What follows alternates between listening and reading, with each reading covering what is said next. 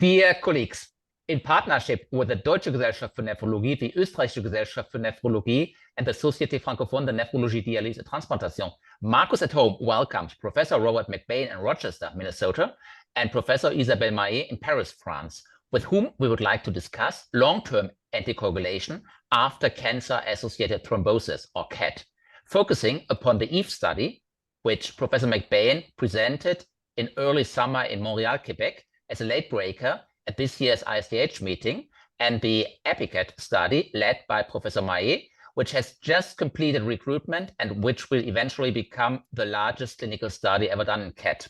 Results are expected to be reported in the not too far future, hopefully. So both EVE and APICAT compare regular dose and low dose NOAC treatment in CAT. Dear Isabelle, dear Rob, it's a pleasure for us to host you for our second post-ISTH discussion 2 weeks after we met Professor Le Gall in Ottawa, Canada, and Dr. Douillet in Angers, France. Thanks for being with us tonight. Thank you very much. Professor Dr. Robert McBane is vascular medicine consultant at the Mayo Clinic, Rochester, Minnesota. He has conducted numerous randomized trials in cancer-associated thrombosis, including before the EVE study, which will be the focus of today's talk, the ADAM trial, which together with the Caravaggio trial proved efficacy and safety of apixaban in the acute treatment of cancer-associated thrombosis. Professor Isabelle Mahé is chef de service at Hôpital Louis Mourier, Service de Médecine Interne at the Université Paris Cité, and the president of the scientific council of the INNOVTE network, which conducts many important clinical studies in the field of venous thromboembolism in France. And the vice president of INNOVTE is Laurent Bertoletti, with whom we discussed last year general aspects of CAT, and we recommend this talk to all colleagues who would like to have further detailed information on general aspects of CAT, like epidemiology and initial treatment of CAT. And I'm very happy to have a co-moderator who is, unlike me, an expert in the field, namely Professor Florian Langer from Hamburg, Germany, who is oncologist and hematologist at the University Hospital of Hamburg, Germany, and he's board member of the German Society for Thrombosis and Hemostasis Research. So thanks again, and now we're eager to learn all about EVE. Okay. Well, listen, thank you, everybody, and I appreciate the time that I can share with you the EVE trial. My disclosures are that the EVE trial was funded by Bristol Myers Squibb Pfizer Alliance, but the alliance played no role in the design, conduct, data collection, or manuscript preparation of the trial results. So as we all know, cancer-associated venous thromboembolism carries a high risk of venous thrombosis recurrence and mortality. It's the second most common cause of death amongst patients with cancer. The guidelines would recommend that we would continue anticoagulation as long as there's evidence of active cancer. The FDA approval for apixaban in the United States is for the caveat of a 2.5 milligram twice daily reduction after individuals have received 6 months of anticoagulation therapy. And the question that the EVE trial poses is whether this apixaban dose reduction is appropriate for patients who have cancer-associated venous thromboembolism.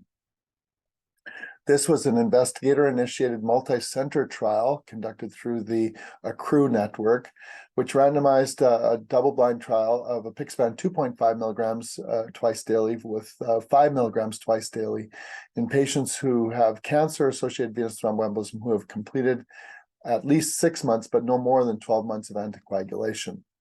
The hypothesis to be tested in the EVE trial was that apixaban 2.5 milligrams twice daily is associated with a lower combined rate of major bleeding and clinically relevant non-major bleeding compared to apixaban 5 milligrams twice daily for the secondary prevention of venous thromboembolism in cancer patients. The enrollment number for the trial was set at 352 with a 10% elevation to account for patients who had withdrawn. The randomization was for treatment up to 12 months, and patients received either apixaban 2.5 milligrams twice daily or 5 milligrams twice daily. Again, this is from the ACCRU network. We had 49 sites participating. The follow-up was a monthly patient interview, either by face-to-face encounter or telephone encounter, to assess outcome events, ECOG status, ensure that patient medications were reconciled and complied with. The primary safety endpoint of this trial was a combined endpoint of major bleeding plus clinically relevant non-major bleeding, both of which were from the ISTH criteria and definition. Secondary efficacy outcomes were recurrent venous or arterial thrombotic events. Key inclusion criteria for this trial was that patients had to have confirmed venous thromboembolism for which they had received at least 6 months, but no more than 12 months of anticoagulation therapy. They had to have a confirmed active cancer, and this excluded patients who had skin cancer other than melanoma.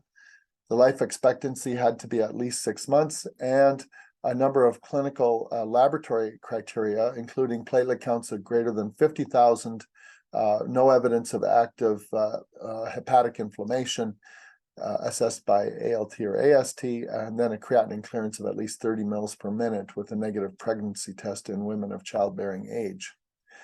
Exclusion criteria included those individuals who had not yet received at least 6 months of anticoagulation or had received more than 12 months of anticoagulation prior to randomization.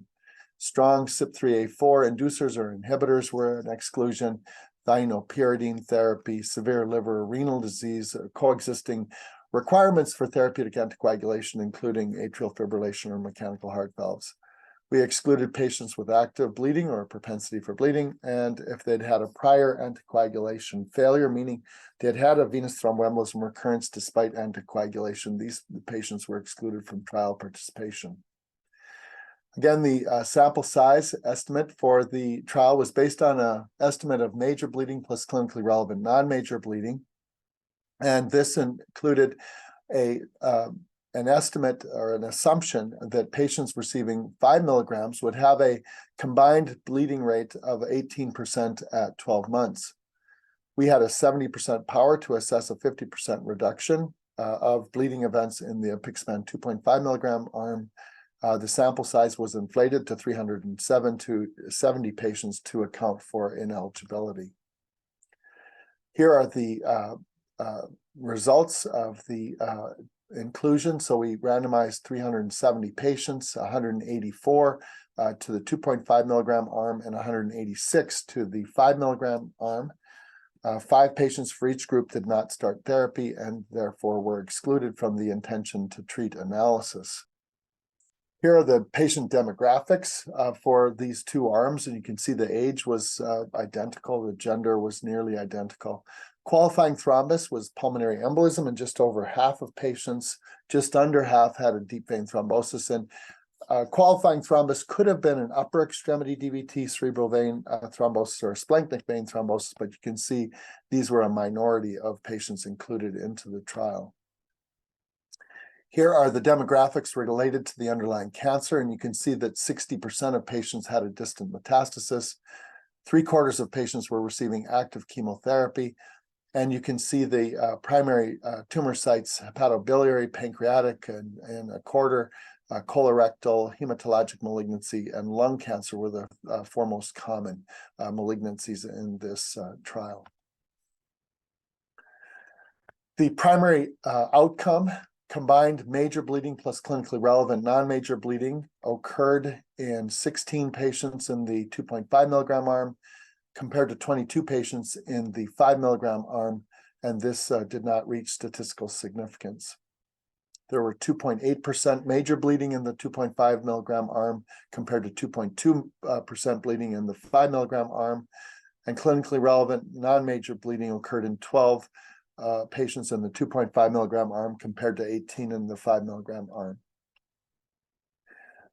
Here are the survival curves related to the combined safety endpoint of major plus clinically relevant non-major bleeding, and you can see that there's a near overlap of these combined safety outcomes. Here is the survival curves for the major bleeding outcome, and you can see that there's nearly complete overlap between the two groups.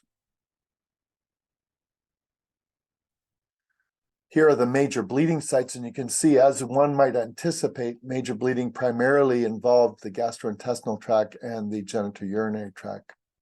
There were no fatal bleeding events in this group. Clinically relevant non-major bleeding, slightly higher in the 5 milligram arm compared to the 2.5 milligram arm, but the hazard ratio, the results did not meet statistical significance. Here are the sites of clinically relevant non-major bleeding, and like major bleeding, gastrointestinal and genitourinary bleeding made up the majority of these patients. The secondary efficacy endpoint, thrombosis recurrence, was similar between the two arms, 9 events in the 2.5 milligram arm and 8 events in the 5 milligram arm. Most of these events were pulmonary emboli. Leg DVT were just less than pulmonary emboli. Arterial events occurred in 1 patient with each arm. In the 2.5 milligram arm, there was 1 non-STEMI. In the 5 milligram arm, in the periprocedural anticoagulation delivery of a patient receiving an invasive procedure, there was an embolic event to an artery. Here is the survival curves for the thromboembolic events. In all-cause mortality, you can see that there's a pretty impressive overlap between the two, with no significant difference between arms. So in conclusion, for extended secondary prevention of cancer-associated venous thromboembolism, apixaban 2.5 milligrams twice daily is associated with a combined rate of major plus clinically relevant non-major bleeding of 8.9%, compared to 12.2% for the 5 milligram arm. This did not reach statistical significance, the number needed to harm of 30.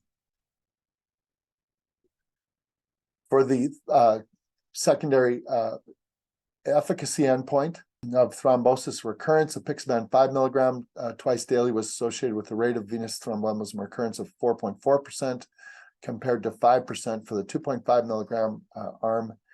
And you can see the hazard ratio of 1.0, not statistically significant, of course, with the number needed to treat of 167. Thank you for your attention. Okay, thank you very much, Professor McBane. First of all, congratulations to this very important study, which will certainly help clinicians in the management of patients with cancer-associated thrombosis. You have also been the first author of the ADAM VTE trial, which had a very ambitious study goal. The aim was to demonstrate that apixaban 5 milligrams twice daily was associated with a lower risk of major bleeding compared to dalteparin. In fact, there was no major bleeding event in the apixaban group, and rates of major or clinically relevant non-major bleeding were approximately 6% in both groups over 6 months of treatment. Also, in the Amplify extension trial, there was hardly any difference in bleeding rates between the two apixaban dosages. In EVE, you have estimated that rates of clinically relevant bleeding would be about 18% over 12 months in the high-dose apixaban group. So finally, my question is, do you think that patients included in the EVE trial represented a selected patient cohort because they had already received 6 to 12 months of anticoagulation, probably without experiencing any major bleeding event?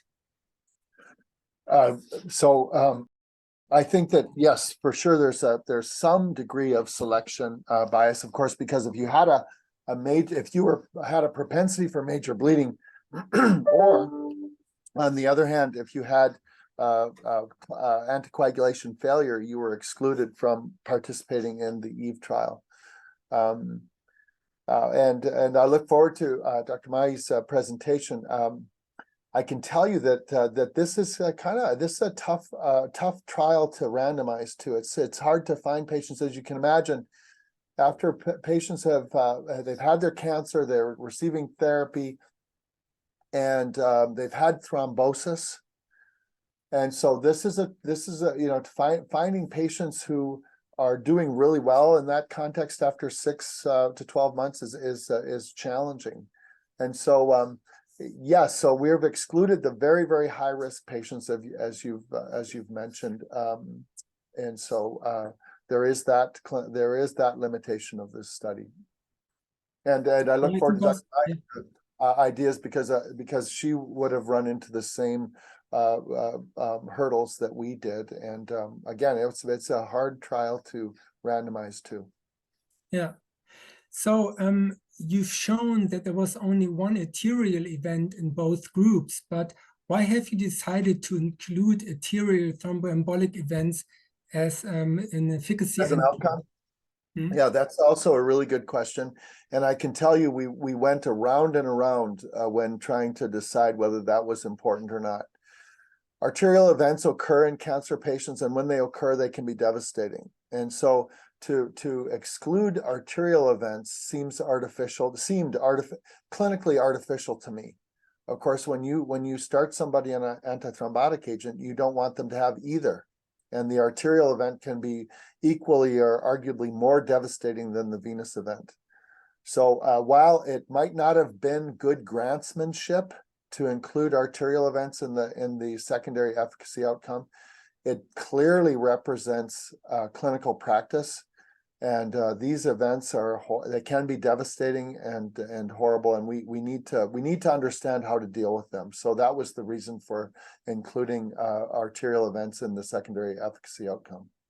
I totally agree with you on that, and I also like it that you have included upper extremity DVT in your study, intracranial thrombosis, and visceral vein thrombosis, because those thrombotic events are very common in daily practice, and excluding those patients always limits the generalizability of clinical trials.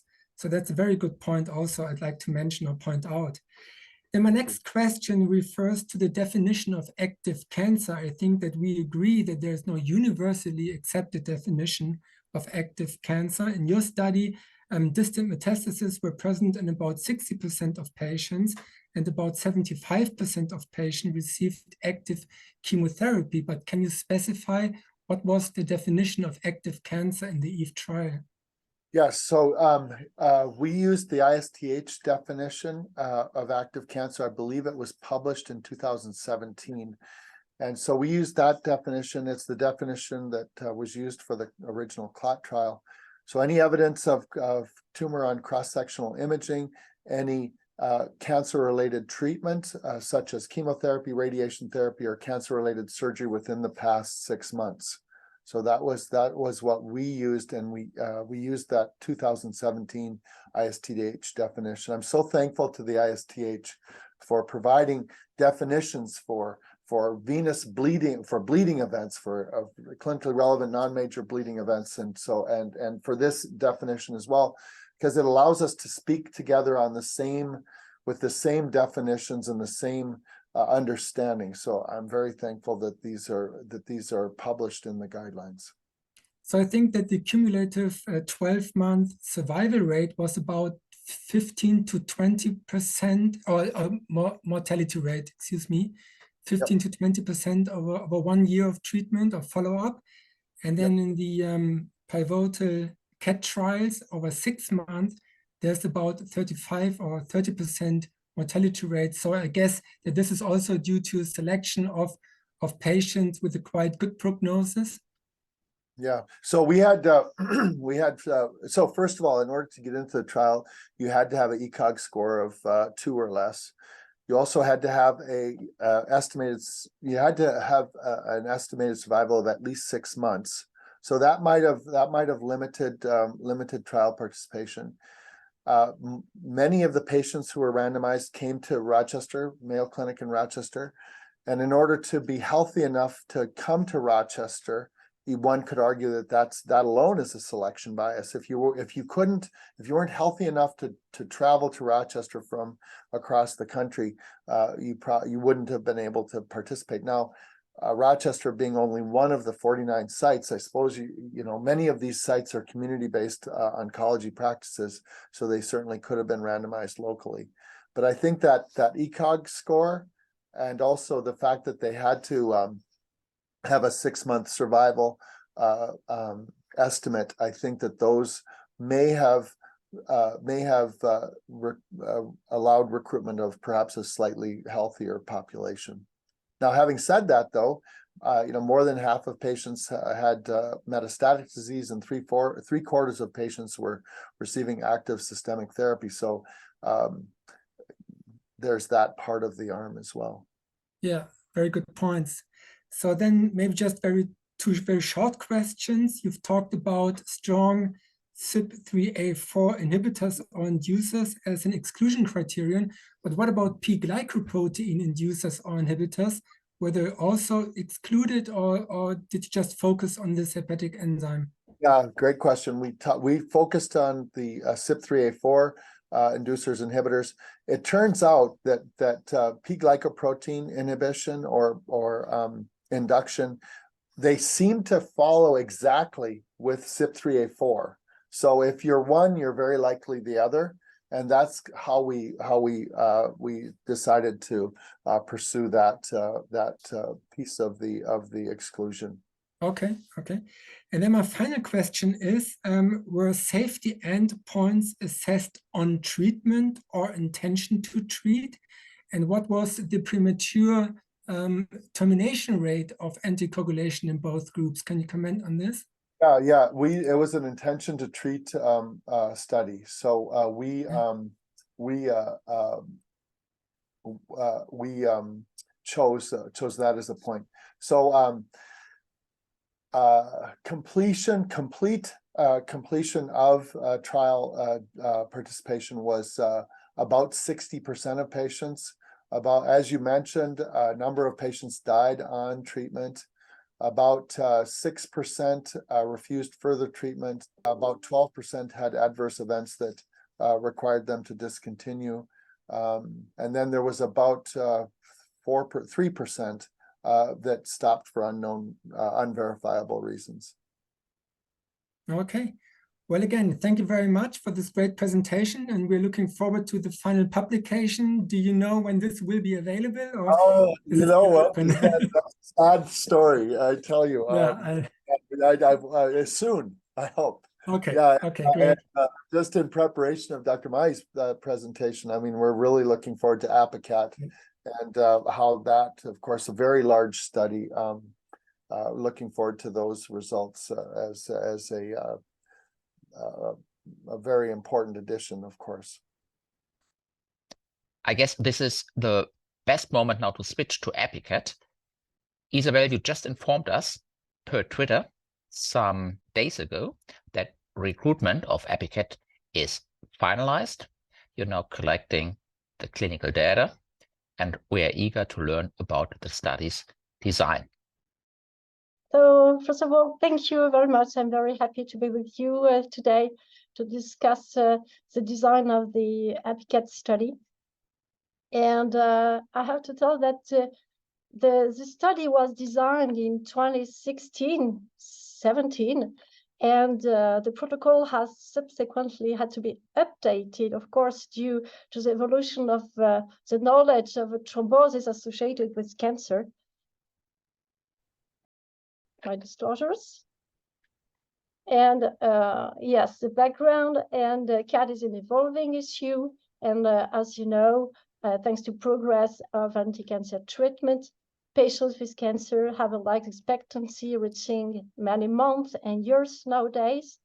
And consequently, the risk of venous thromboembolism after refuse cancer diagnosis is increasing over time.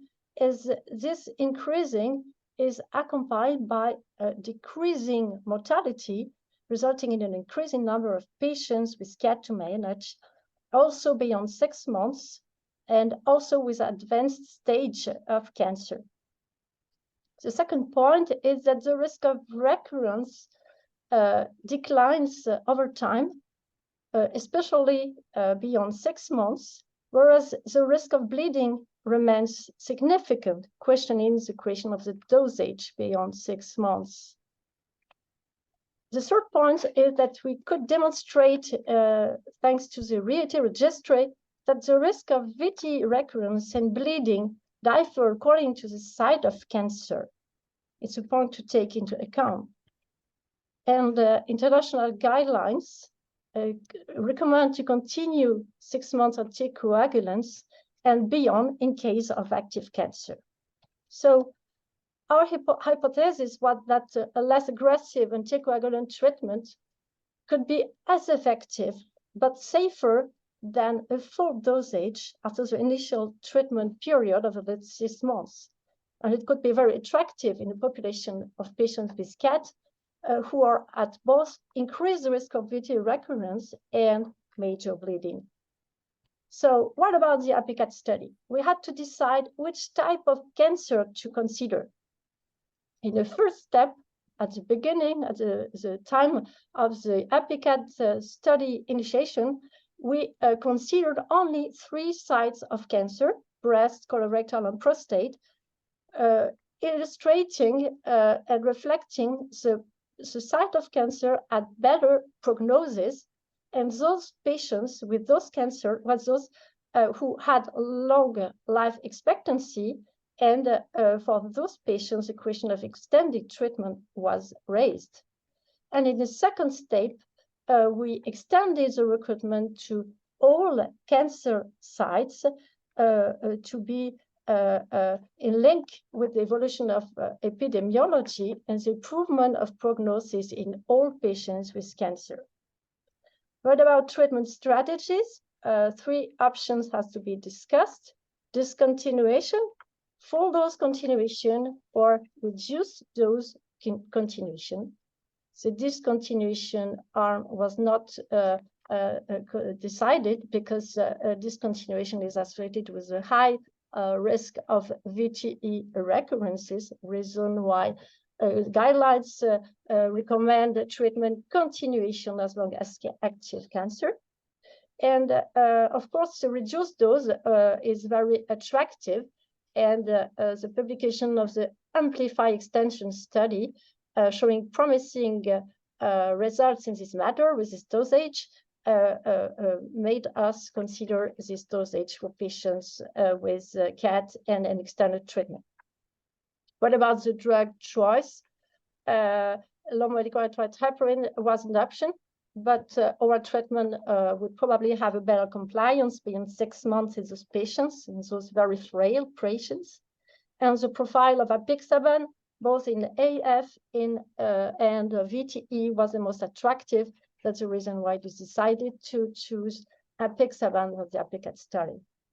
Of course, we decided to take into account the cancer sites, and it's a very important point of the APICAT study. There is a stratification at inclusion according to cancer site that could have an impact on the benefit to risk ratio of the anticoagulant treatment. And the last very important point is the double-blind design. In those patients who are at risk for both recurrences and bleeding, it's important to have a double-blind design to be absolutely sure that the physician advice will not have a weight on the way to continue exploration for a VTE recurrence suspicion or to report bleedings. Very recent data were in link with our hypothesis. That's a chance for us. A very recent meta-analysis reporting the risk of recurrence in patients receiving at least 3 months of anticoagulant and having anticoagulant discontinued. We show here that the risk of recurrence is very high soon after anticoagulant discontinuation, supporting anticoagulant continuation in case of active cancer. The second important publication published after the protocol, APICAT protocol communication, is the meta-analysis reporting the rate of VTE recurrence and major bleeding for patients from 6 months from index event to 12 months. And on the link, you have the VTE recurrence rate, and on the right, the major bleeding rates. Those data are observational. Of course, we don't have any result from clinical trials before EVE study, of course. And we can appreciate that the rate of recurrence is significant and highly variable according to the study reporting results. And the same for major bleeding, maybe less than the rate of recurrence, but also very different according to the study, supporting the importance of initiating a prospective clinical study in this topic. The last very important study published recently was the result from the Garfield study, showing that patients with active cancer are at both risk of recurrent VTE and major bleeding. So it's important to randomize patients and to test two dosages to find out, to identify the most appropriate individually according to the patients considered.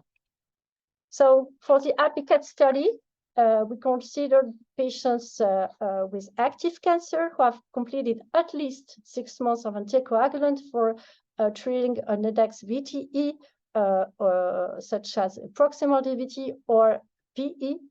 And we had 2 objectives. The first one was an efficacy objective to determine whether a low dose of apixaban is non-inferior to full dose in terms of prevention of recurrent VTE. And if this efficacy objective is reached, we have the objective to demonstrate that the reduced dose of apixaban, 2.5 by a day, is safer than a full dose of apixaban. So 2 steps as an objective. The primary endpoint was an adjudicated composite of recurrent symptomatic VTE or incidental VTE or death due to PE during the treatment period. And the key secondary outcome, which is very important, of course, is an adjudicated major and clinically relevant non-major bleeding during the follow-up.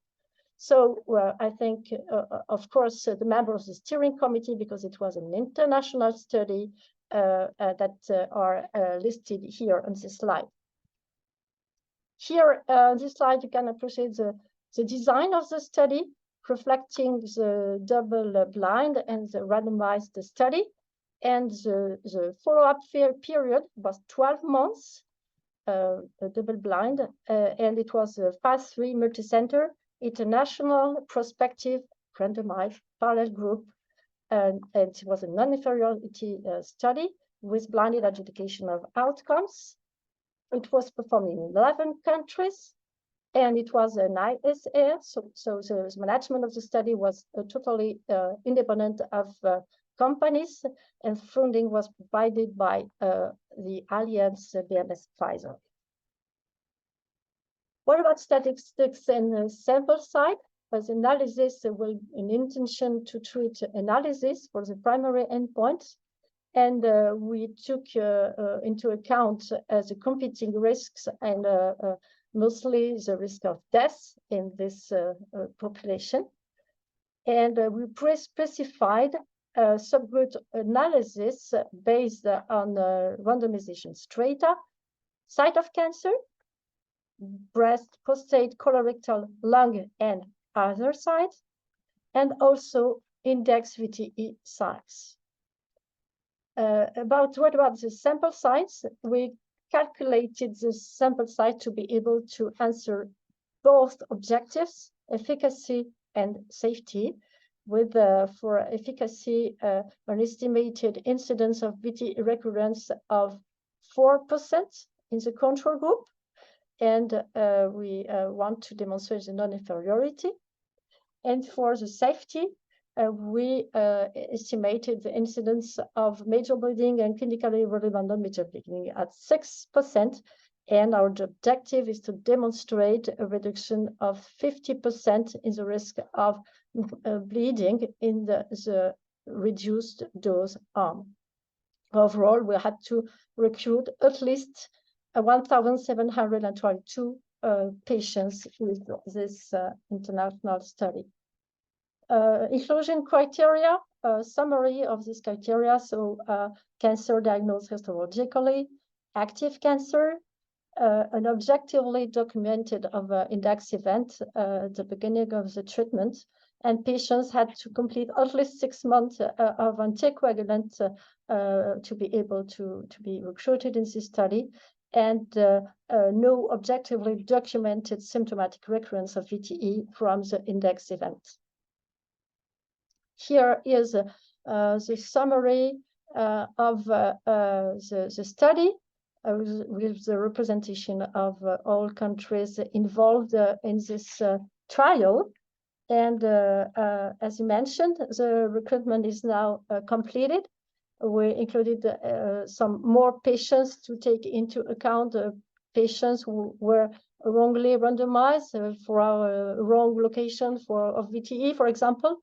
So overall, 1,767 patients were randomized, and last patients were included early September. So the follow-up will end in October 2024. And I hope that we will have results very soon after. And thank you to all centers who included patients in this study. Of course, I have no result to present today. It's too early, I have to wait. But it's very important to represent all centers, investigators who took part, because it was a difficult study in a very difficult period because of the pandemic and so on. So I'm very happy that recruitment could be completed, and I hope that we'll be able to provide data in this very important field at first for patients. Thank you very much. Well, thank you, Professor Mahé, also for this very interesting, excellent presentation. I think it's a shame that no German center was part of this study, but there must have been a reason. I don't know which one. You might explain to us later. Well, let me come to the tumor sites that you have included. In the beginning, you focused on breast cancer, prostate cancer, and colorectal cancer. And you said that those are the tumor entities where the patients are likely to survive for a longer period of time. I totally agree with that. But then again, those are probably not the most thrombogenic tumor entities. So the incidence of the first VTE in patients with breast cancer is quite low, also in prostate cancer. And in the GI cancers, I think that stomach cancer, pancreatic cancer are more thrombogenic. So this might have been played a role in the beginning, but then I understand that during the study, you have extended patient recruitment to other tumor entities. My question is, were the findings of the AVERT trial comparing low-dose apixaban versus placebo for primary prevention in different tumor entities, were those findings reassuring that you could open up the study to other tumor entities? So the results of the AVERT study didn't impact our reflection about that, because very soon after the beginning of the study, only 4 months after the beginning of the study, we had a steering committee discussion, and it appeared that the question of the dose was raised in any patients with cancer. So it was very early, and the AVERT study didn't impact our discussion about that. Okay. And then my next question is regarding unexpected pulmonary embolism as an index event. The Caravaggio trial has shown that maybe patients with unexpected asymptomatic pulmonary embolism might actually have a lower risk of recurrence compared to true symptomatic pulmonary embolism. So you stratified your patients according to tumor site, but probably not according to whether the index event was symptomatic or asymptomatic, correct? Correct, yes. But here we are beyond this initial period. So we are beyond 6 months. So we have no data to know if it's very important, if it's an impact. Additionally, the lower rate of VTE recurrence associated with incidental PE is discussed, and it's not the same according to the study. I'm not sure that it's really demonstrated that those patients are at lower risk of recurrence. We can also take into consideration the symptoms. With incidental PE, you can also be symptomatic or not. So at that time, I think it's an unclear entity. It's very important to further work on that. But I'm not sure that 6 months after the index event, the way of the clinical presentation of patients would have an impact on the risk of recurrence. Yeah, you're right, because the longer the index event is away, then probably you're moving to secondary prevention and you're not treating an index event any longer. I totally agree with you. So my next question is, as in the Caravaggio trial, you have decided to exclude primary brain tumors and metastasis in the brain. This was also the case in the Caravaggio trial. I think that's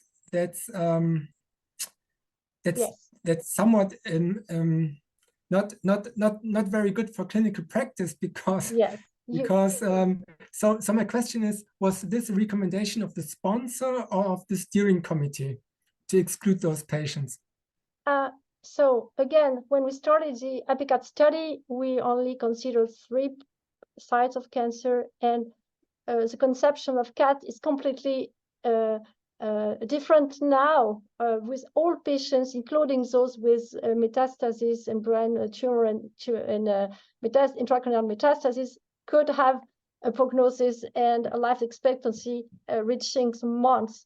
But of course, when you have a brain metastasis, brain tumor or brain metastasis, your life expectancy is reduced, and it could have a negative impact on recruitment, because we are expecting a prognosis of at least a life expectancy of at least 12 months. So those patients are not very in accordance with this prognosis. So it was difficult to, of course, it's very important to have this information. And I think we will have information about those patients, because in case of metastasis discovery, the physician had the possibility to continue anticoagulant treatment, because at inclusion, we hadn't systematic imaging for those patients. So it's probable that patients with intracranial metastasis have been included. And in case of metastasis discovery during the study, we had the possibility to continue the study drug. I hope we will have data from those patients to have an idea of the efficacy and mostly the safety of apixaban in those patients. And we have some data from EVE, if I'm correctly informed, because in EVE, you did not exclude brain tumors, did you? We had about 2.5% of our patients, 3%, I know it's not a lot, but 3% of our patients had a primary brain tumor. And there was no safety signal, like a very high bleeding in the higher dosage, or the other way around, very high risk of thrombosis in the lower. So it looks as it may work also on these patients. Well, unfortunately, we don't have a huge number to talk about. I agree with Dr. Mahé. I think this is a really important area. And I don't know if you should include brain metastasis with primary brain tumors, whether that's an important or relevant inclusion, meaning if we had a randomized trial of just that group of patients, I think that's where the data is lacking. Whether that will come in the future or not, I don't know, but it's a very important data set. Okay, great. So I'd like to conclude with my final question, and that also actually goes to Professor McBane also. So based on your findings on apixaban and high dose versus low dose, so eventually, do you think that we can also transfer those findings to rivaroxaban when we have to decide high dose versus low dose? My point is that you cannot transfer any results from any drug, but especially anticoagulant, to another. It's important to test it, each dose and each drug. It's very important.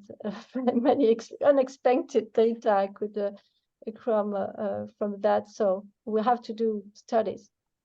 Yep, I agree with that. And the one pause for rivaroxaban, Xarelto, is the issue of GI bleeding, which one might anticipate to be higher with this drug, but more to come on that. I'm not aware of an extended treatment trial for rivaroxaban. Is there? I'm not aware of one being done. Is there? Do you any of you know? Oh, I don't think so, that the company is putting any effort in this question. But who knows? I mean, maybe there might be when it's getting a generic, then an investigator-initiated trial might pop up. I don't know. Yes, selected the extension study intended to test the extension with rivaroxaban in patients with cancer, but it had to be stopped prematurely because of recruitment issues. But that was only 20 milligrams versus placebo, correct? They didn't test the 10 milligrams. Yes, not the reduced dose. Yeah. Yes. Okay, thank you again. Very, very interesting talk. I liked it very much. And I'm handing over to Gunnar for some final questions, I guess. Yeah, the non-expert question from general medicine, which actually goes to all of you again. So firstly, surely as nephrologist, I have to ask you, in both studies, as in many other studies, patients with creatinine clearance below 30 have been excluded. Now we see these patients, we have to treat these patients. In nephrology, we always have the issue that apixaban and rivaroxaban are not dose reduced, whereas edoxaban is. And up to now, I generally preferred edoxaban in thrombosis patients with low GFR. Now, surely we have your data and we see that low dose apixaban apparently works and might be safer than the full dose. So what would be your recommendations now if you had to treat a cancer patient with thrombosis and very low GFR? Would you go for low dose apixaban? Would you still favor heparins? Or what would you recommend to us? Difficult question. So patients with clearance up to 30 milliliter in CoCraft were included in the clinical trials. So up to 30, sorry, there is no problem to propose DOACs in those patients. We have to remind that those patients are at risk of bleeding, but also are at risk of VTE recurrence. It could be dangerous to lower the dosage because of the fear of bleeding. So the patients are at both risk, especially during the initial phase following the index event.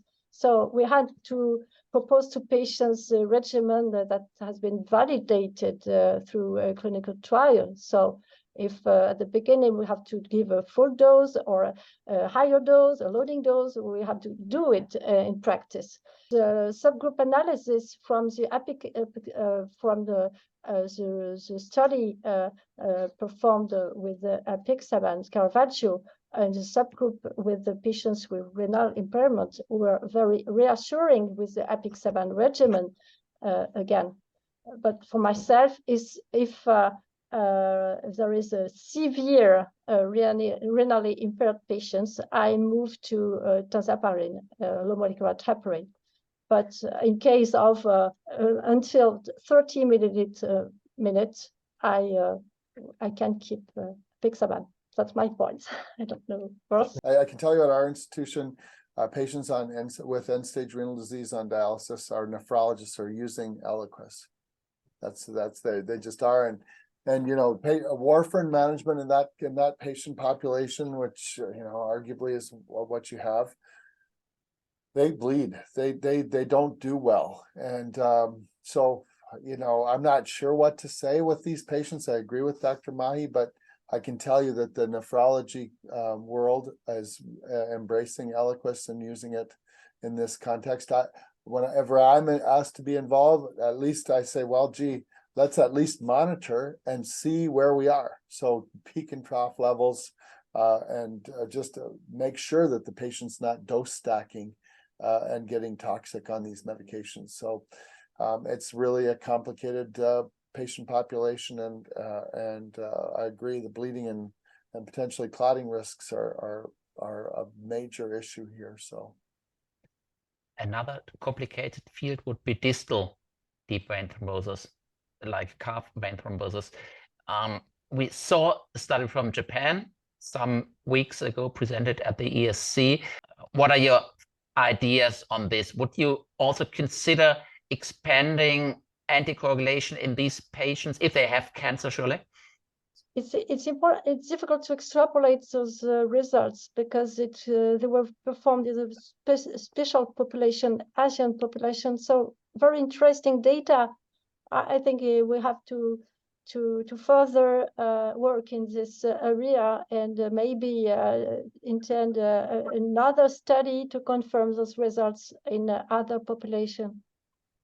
Yeah, my sense of calf DVT. I mean, calf DVT is one thing. What about subsegmental pulmonary emboli and the cancer patient? These are conundrums that we don't know. My general sense of these, though, is that first of all, if they have a subsegmental, you need to do ultrasound imaging, find out where this thing came from. The pulmonary embolism might be small, but the DVT in the leg might be enormous. So thorough imaging, and then I believe that these small thrombi are telling us a story. I think that these patients, they're simply telling us that these patients are prone to clot, and my practice is to treat them like a proximal DVT. I don't know if that's the right thing to do, but that's how we've been managing them. Then we briefly discussed interactions between cancer medication and anticoagulants. Now, are there cancer medications that are so pro-thrombotic that you excluded these medications in your studies? So again, in EVE and in APICAT, or did you include any kind of cancer medication? So I think the biggest one is that the biggest one that spooks me, of course, is the thalidomides in patients with hematologic malignancies. They spook me, and some of the biologics spook me. We did not exclude them. I think to Dr. Langer's point, our idea was to be as clinically relevant as possible. So whereas these patients come into our clinical practice, we need to know what to do with them. So we did not exclude those. And APICAT, Isabelle? Yes, so both strong inducers or inhibitors were non-inclusion criteria, but what is a strong, it's difficult to put that into practice. So we also encouraged investigators to recruit patients as much as possible and to have the more relevant data for clinical practice. And we no problem for now, and no report for an event in the patients who are being included. So I think that those interactions are reported, but for clinical practice, it's difficult to be sure. I'm not sure personally that they have a manifestation, a clinical manifestation, and that's important to have those patients aboard in clinical trials to know what to do and to know what it gives in clinical practice. And then the last question actually goes to the future. So we are seeing the factor 11 inhibitors entering at least clinical trials and probably quite soon a clinical practice. Maybe again to both of you, do you expect that cancer patients may specifically benefit from these factor 11 inhibitors? There are even 2 studies going on right now. Might these become game changers? we will see. We cannot anticipate. For myself, I'm very surprised that no clinical trial has been conducted before in the VTE field before moving to cancer. Because in VTE management, we have a regimen with a higher dose at the beginning of the treatment, and no idea of what happens in the classic VTE. I'm very surprised. And the second point is that the monthly injection, it's also a very surprising point from myself in patients who undergo many frequent complications, frequent surgeries, also exams or procedures, invasive procedures, and also complications of anti-cancer treatment, anemia, thrombocytopenia. So we have to stop and restart anticoagulant with the medication, with a monthly administration. I was very surprised to go as soon in the CAT field. But the concept is very attractive, sure. I agree. I don't have anything really else to add. I think that everything is bleeding. I mean, I'm a cardiologist, right? That's my training. And remember, for decades, it was stop clotting, but we can't think about clotting without bleeding. And bleeding seems to be the big hurdle now amongst our patients. So hopefully these will offer an advantage. So thanks so much. You see, we had very many questions to both of you because we are so interested in this field, and it was fascinating both to see the results from EVE, and surely we're looking forward to see the results from APICAT in the not too far future again. Hopefully we may be able to discuss these results then here maybe in 2025, early 2025. So thanks so much for doing these studies and for moving the fields, and have a good evening in Paris and a nice afternoon in the States. Thank you. Thanks, everyone. Bye.